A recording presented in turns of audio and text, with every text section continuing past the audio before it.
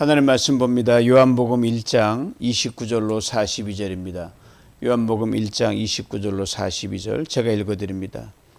이튿날 요한이 예수께서 자기에게 나오심을 보고 이르되 보라 세상 죄를 지고 가는 하느님의 어린 양이로다.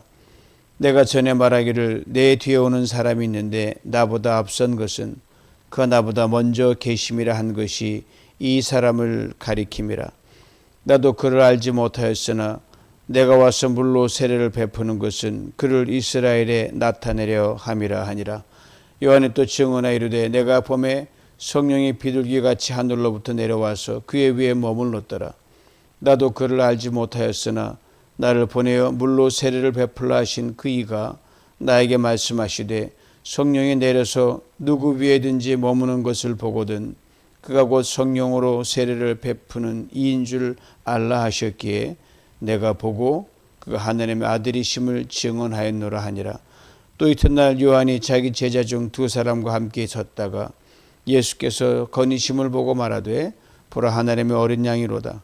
두 제자가 그의 말을 듣고 예수를 따르거늘 예수께서 돌이켜 그 따르는 것을 보시고 물어 이르시되 무엇을 구하느냐 이르되 랍비여 어디 계시오니까 하니 랍비는 번역하면 선생이라. 예수께서 이르시되 와서 보라. 그러므로 그들이 가서 계신 데를 보고 그날 함께 거하니 때가 10시쯤 되었더라. 요한의 말을 듣고 예수를 따르는 두 사람 중에 하나는 시몬 베드로의 형제 안드레라.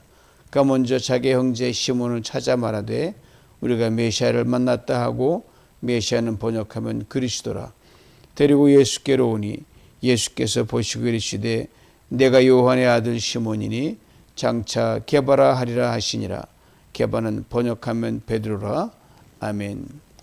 복된 신년 시작됐고 그 첫 토요 새벽 예배 말씀으로 무장하고 이 말씀에 주신 하늘의 음성을 듣는 복된 시간 되기를 원합니다.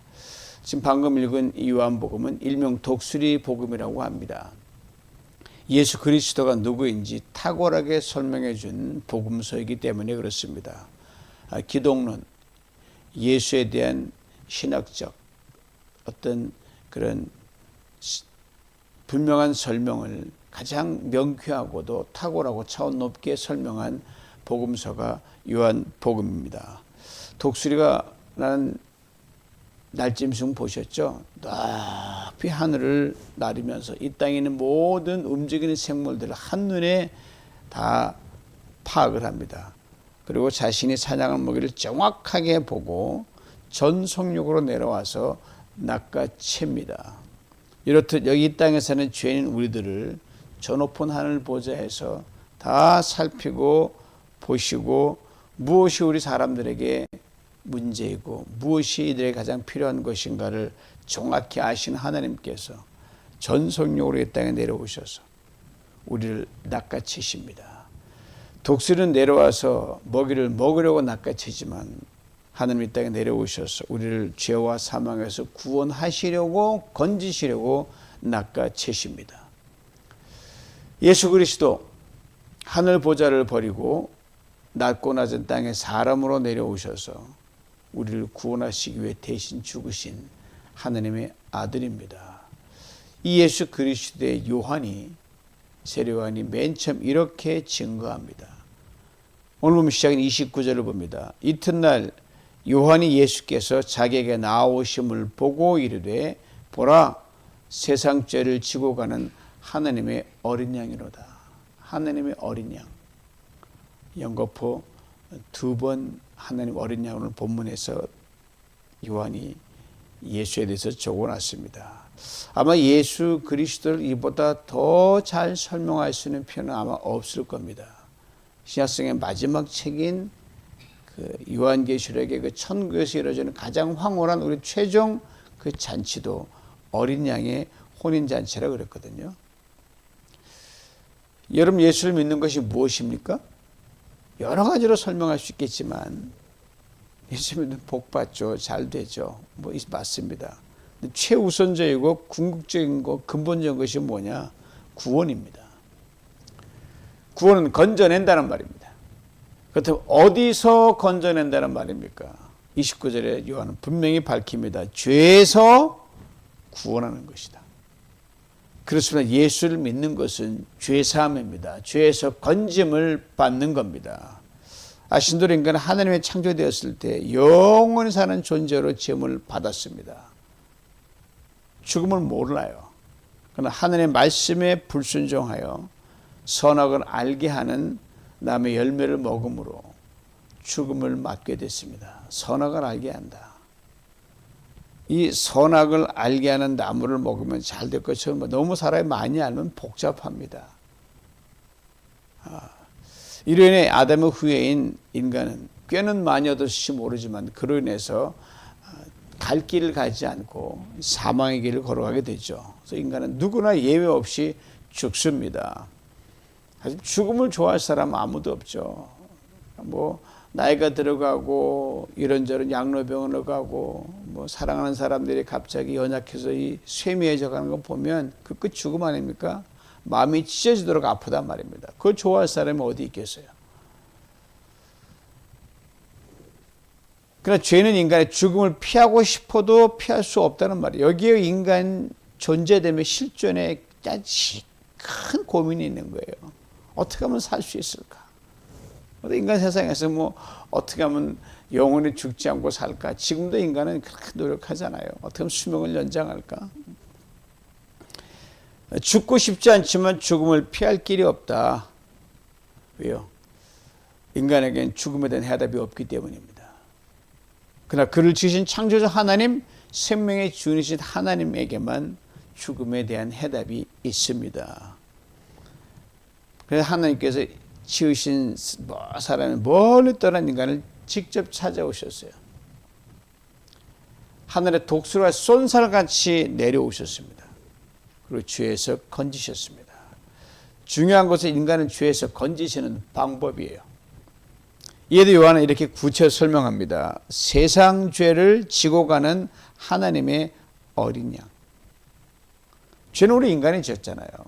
그런데 그 죄를 하나님의 어린 양이 대신 지고 갑니다. 아신 대로 그냥 죄는 그냥 나 용서해. 그게 그렇게 용서되지 않습니다. 반드시 대가를 치러와야 됩니다. 공짜로 용서받는 죄는 아무것도 없습니다. 그럼 마음대로 하게요. 예, 로마서 6장 23절 말씀 이렇게 분명하게 얘기합니다. 죄의 삭은 사망이다. 죄를 지면 그 결과는 죽음이에요. 우리가 사망을 가져오게 한 죄값을 우리는 죽음으로 치르는 거예요. 그러니까 누가 대신 지불하지 않으면 죽음으로 끝나는 거예요. 바로 이 죄값을 예수 그리스도께서 대신 지불하셨습니다. 이게 엄청난 겁니다, 여러분. 예수 외에는 길이 없다는 게 뭐 이거예요.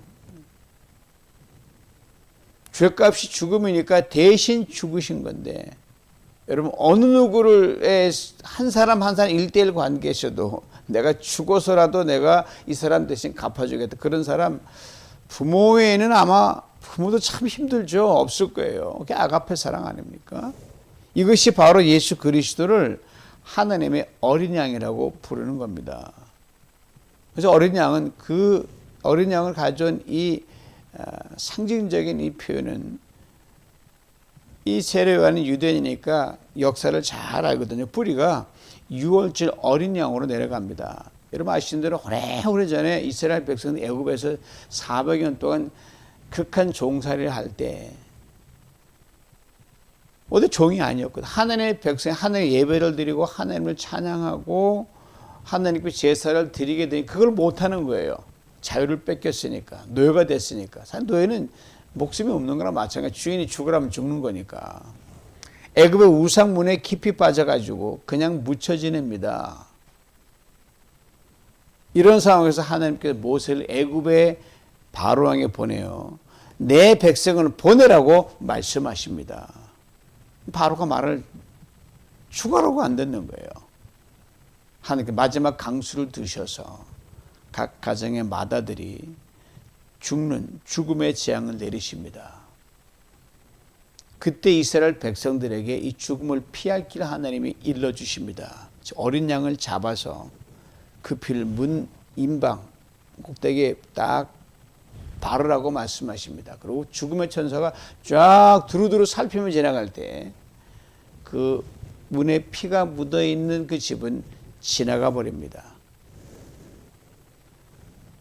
그래서 죽음을 면케 됩니다. 이때 이 넘어간다, 지나간다는 뜻이 한자말로 유월이거든. 유월.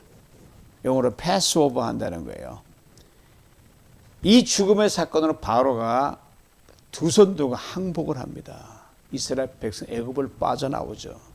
이것을 훗날, 이 엄청난 애굽으로 빠져나온 구원 사건을 훗날 이스라엘 백성들 해마다 기념하여 절기로 지키라. 유월절 굉장히 큰 절기죠. 가장 큰 절기라고 보면 됩니다. 하나님께서 말씀하셨어요. 십자가에 죽으시고 흘리신 예수 그리스도의 피를 바로 유월절 어린 양의 피에 빗대어 요한이 적고 있습니다. 피가 묻어있는 이스라엘 백성들의 집은 죽음의 천사가 그냥 넘어간 거예요. 아, 여기는 생명이다. 없으면 여기는 사망이다. 이처럼 예수 그리스도께서 우리 죄를 대신하여 십자가에 달려 죽으시고 돌아가신 것을 믿으면 죽음에서 구원받아 영원히 죽지 않은, 사망이 결코 우리를 건들지 못하는 생명의 사람이 된다는 거죠. 영생을 얻는 거죠. 지금 우리가 언젠가 육신의 죽음은 누구나 한번 겪지만, 그러나 그는 그걸로 끝이 아니라 그냥 그걸 지나서 차원 높은 상상할 수 없는 영생으로 들어가기 때문에 죽어도 산다는 말이 그 말이거든요. 어린 양의 피를 보고 죽음의 천사가 지나갔듯이 예수 그리스도의 흘리신 피를 보시고 하나님께서 우리의 모든 죄를 그냥 지나친 거예요. 너희 죄 내가 안 본다, 없다, 기억도 안 한다는 거죠.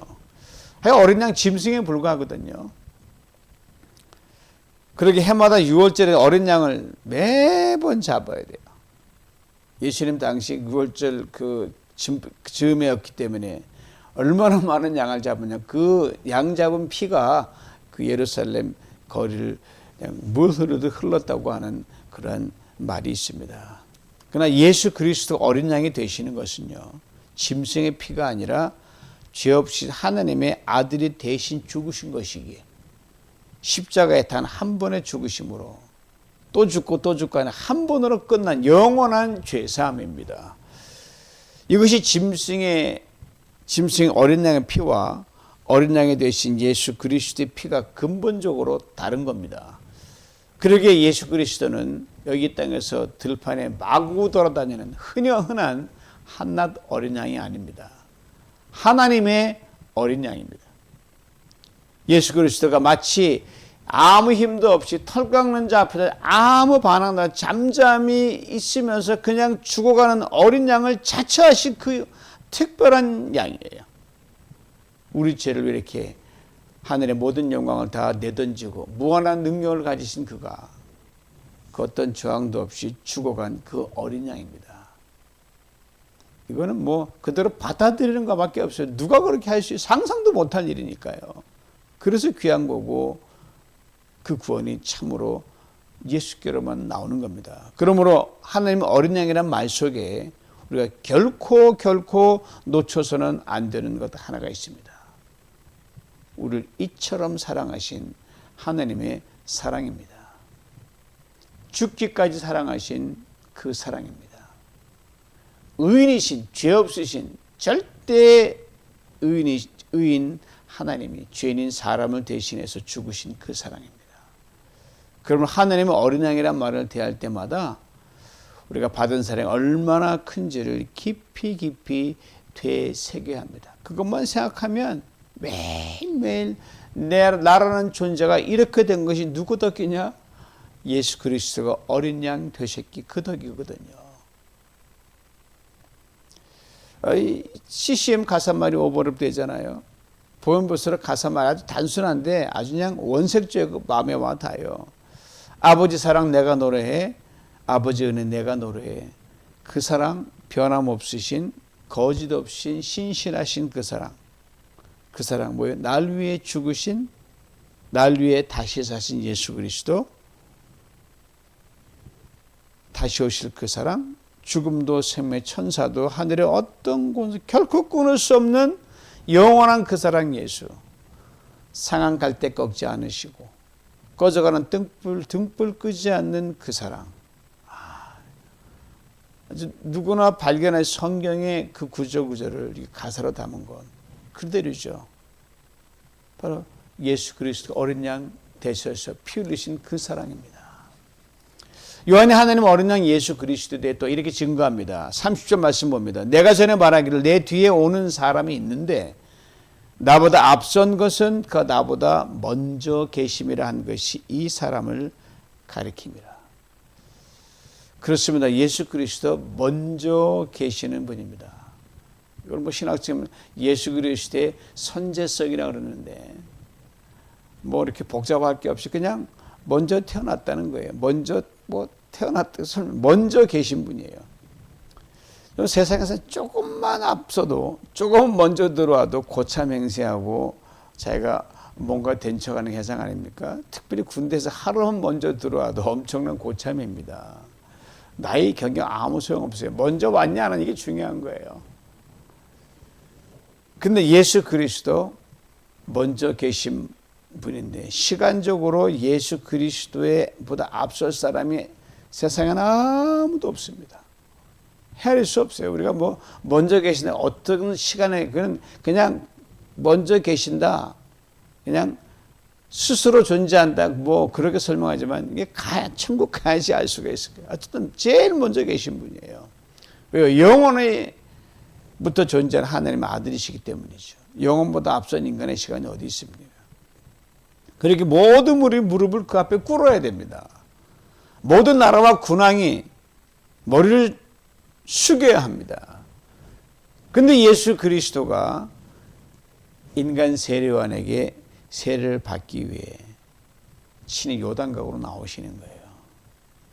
요단강 크고 깨끗하고 굉장한 강도 아니에요. 작은 나라 유대지방에 흘러내리는 그냥 흙탕물 강 정도예요.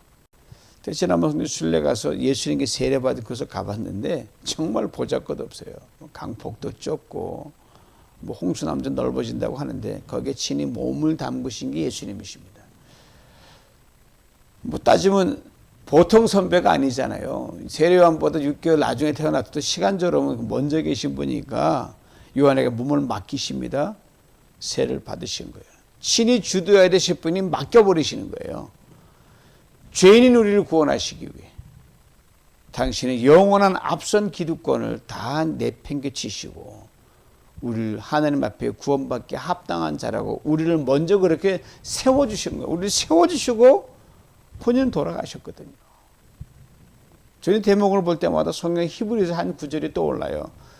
히브리 10장 11절입니다. 거룩하게 하시는 이와 거룩하게 함을 입은 자들이 다 한 근원에서 난지라 그러므로 형제라 부르시기를 부끄러워하지 아니하시고 서울도 상상할 수 없이 높으신 예수 그리스도께서 죄인인 우리들을 위해 대신 죽음으로 감히 우리가 한 근원 즉 하나님의 가족이 됐다는 거예요. God's family가 된 거예요. 그리고 아예 우리들 형제라 그렇게 부르셨습니다. 이런 점에서 예수 그리스도 우리는 맏형 큰 형님, 맏아들이 되십니다. 최고 형님이시란 말이죠. 동생들을 위해 자신 이렇게 희생한 형 세상에 예수 한 분밖에 안 계십니다. 우리를 위해 꼴찌가 되신 예수, 우리를 위해 흙탕물에 몸을 담그신 예수, 그는 진정 으뜸이십니다. 진정 거룩이십니다. 진정 높음이십니다. 이 예수를 우리가 믿는 겁니다. 이 예수를 우리가 사랑하는 겁니다. 이 예수를 우리가 의지하고 따라가는 겁니다. 이 예수 그리스도의 요한이 이렇게 또 증거합니다. 34절 말씀 봅니다. 내가 보고 그가 하나님의 아들이심을 증언하였노라 하니라. 예수 그리스도 하나님의 아들이십니다. 그러기에 그가 우리를 위해 사람의 아들 인자가 되셔서 피 흘려 죽으신 어린 양이 되셨지만 그것이 끝이 아니라 하나님을 다시 살리셨습니다. 하나님의 아들이시니까. 그걸 다시 살리심으로 죽어도 영으로 간다는 그것을 분명하게 예수의 대속의 은혜를 우리 대신 짐을 지고 그냥 가서 쓰러져서 못 일어났다. 그럼 예수가 우리가 구주가 못 되는 거죠. 다 지고 십자가의 사망에서 깨어나심을 컨펌 하셨습니다. 우리를 그 형제가 되게 이제 너희 모두가 내 동생들이다. 영원한 나의 우리 하나님의 상속자다. 이걸 컨펌 하셨습니다. 여러분은 대단한 존재들입니다. 왕들이에요. 고로 예수 그리스도를 믿는 우리들은 하나님의 영원한 상속자들입니다. 이 모든 것이 예수 그리스도가 우리의 죄를 지시고 십자가에 죽으신 하나님의 어린 양이 되셨기 때문입니다.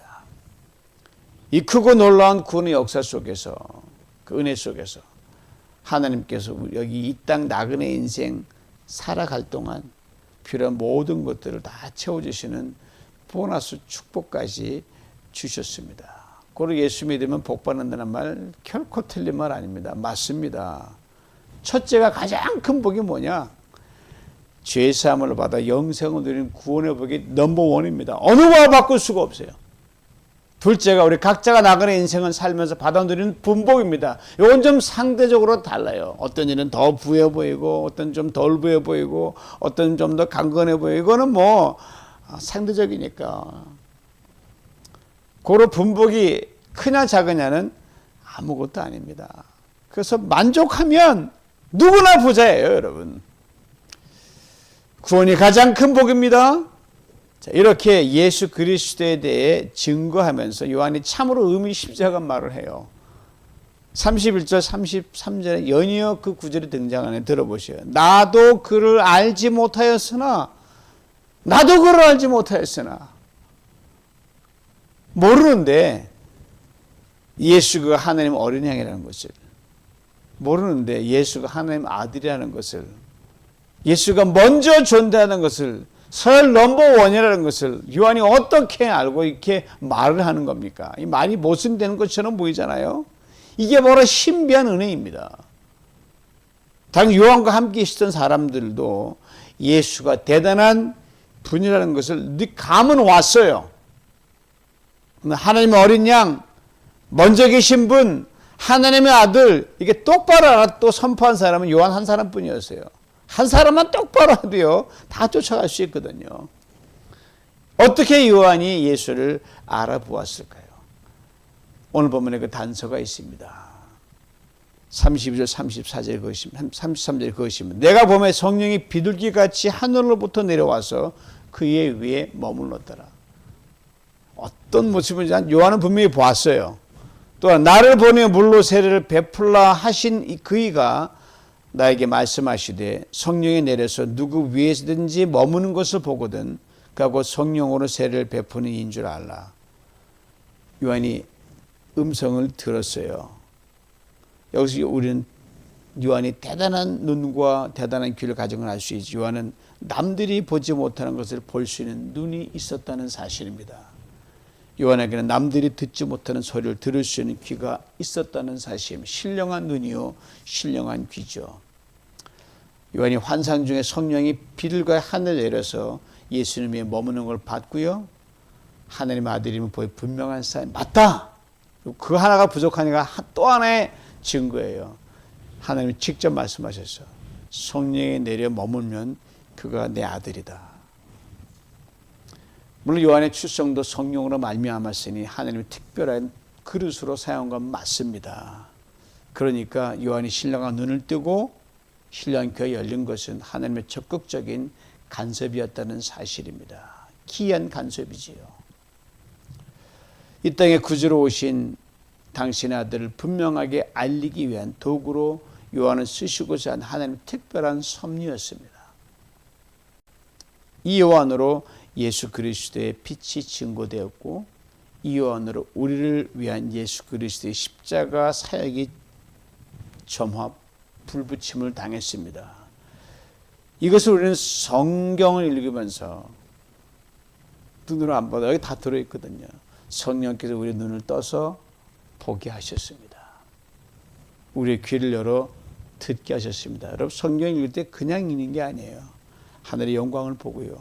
하나님의 음성이 들리는 겁니다. 이게 놀랍죠? 깨달아 아는 우리 구원받은 백성 세상생활 볼 때는 모르니까 답답하죠. 이게 신비한 은혜예요. 그렇습니다. 한 사람이 예수 그리스도 제대로 보고 듣기만 하면 여러분, 거기서 크고 놀라운 구원의 강물이 본물처럼 터져나오고 흐릅니다. 한 사람, 작은 불꽃 하나가 큰 불을 일으키는 것처럼, 작은 시내가 큰 강과 큰 바다를 이루는 것처럼, 요한이 증언한 예수 그리스도 우리가 알게 되었으니 참으로 기이하고 놀라운 따름입니다. 그게 붙여져서 이렇게 구원받은 백성이 온 누리 있잖아요. 그래서 전 세계에 퍼지고 모든 사람이 구원을 하나님이 원하시는 그 목적을 향해 달려가는 거예요. 모든 영광을 다 버리신 예수, 우리를 위해 죽으신 어린 양 예수, 그 누구보다 서열이 앞서신 예수, 우리를 하나님께 세우기 위해 꼴찌가 되신 예수, 우리를 하나님 영원한 기업의 상속자가 되게 하신 예수를 진정 알고 사랑하고 우리 믿는다고 고백하잖아요. 그럼 어떻게 해야 마땅할까요? 오늘 본문 앞에 요한의 고백을 잠시 불러옵니다. 나는 그의 신발끈 매기도 풀기도 감당하지 못하겠노라. 사람들도 세례 요한이 큰 자였거든요. 그런데 요한이 예수 앞에 이 고백하는 거예요. 난 그분 신발끈 매기도 난 그 정도 자격도 안 돼, 이 말이거든요. 그렇습니다. 예수 그를 우리 삶의 주인으로 가장 큰 형님으로 섬기고 존중하는 것. 앞에 엎드려서 그냥 종으로, 종보다 못한 존재 살아가는 게, 이게 바로 마땅한 우리의 존재됨의 고백입니다. 가장 좋은 자리를 그분께 내어드리는 거예요. 새롭게 시작한 2025년, 우리의 그 놀라운 구원을 주시기 위해 하나님 어린 양이 되신 예수 그리스도, 그분을 진정 왕으로 모셔드리는 멋진, 정말 멋진, 참으로 그렇게 하는 한 해가 될 수 있기를 간절히 원합니다. 우리 또한 예수 그리스도 때문에 상속자가 됐고 왕 같은 제사장이 되었잖아요. 그러면 왕처럼 하고 왕처럼 행하는, 그래서 그리스도를 멋지게 드러내는 그런 한 해가 될 수 있기를 원합니다. 우리 어린 양 되신 예수께서 그러므로 우리 이렇게 초청하십니다. 오늘 보면 39절이에요. 와보라! 무슨 말이에요? 너희 삶에서 나를 주인으로 모셔드리면 내가 너를 위해 행하는 그 놀라운 일을 반드시 보게 된다는 거예요. 또 우리 이름을 부르십니다. Jesus calling이에요. 42절이에요. 내가 요한의 아들 시몬이니 장차 개발하리라. 엄청나죠? 무슨 말입니까? 이제 세상에 들리는 소리와 보이는 것에 시몬이 쉼없이 흔들리는 갈대란 거거든요. 흔들리는 갈대와 같은 시몬으로 살지 말고 그 어떤 것은 흔들리지 않는 견고한 바위 같은 개바가 되어 왕 같은 제사장으로 내 동생들답게 믿음에 굳게 서서 세상의 빛과 소금이 되라는 말이죠. 우리가 참 별 존재인데 믿어주시기 때문에 그렇게 말씀하시는 거예요. 놀라운 선포죠. 이 말씀대로 어린 양 되시기까지 우리를 그토록 사랑하신 주님께 기쁨이 되는 그런 신실한 믿음의 사람, 그래 하나님 우리를 통해 일하시는 그 놀라운 일들을 많이 보고 주 예수 그리스도의 증인으로 살아가는 복된 새해 2025년 되시길 주님의 이름으로 축원합니다. 하나님 아버지 감사합니다. 우리를 어린 양 되신 예수 그리스도, 그가 이 한 해를 시작하게 하셨고 여셨으니 하나님 당신 앞에 최고의 존중의 자리, 최고로 높이는 자리를 드립니다. 하나님 우리 가는 길마다 주의 역사심을 보게 만들어 주시옵소서. 흔드는 시몽함을 믿어주셔서 개발하신 그 주님의 부르심에 적극 순종하여 당당히 아버지의 왕처럼 말하고 왕처럼 행동하는 가운데 주의 구원의 역사를 보고 증거하며 하나님 올 한해는 참으로 멋진 하나가 될 수 있도록 축복하여 주시옵소서. 예수님의 이름으로 기도하옵나이다. 아멘.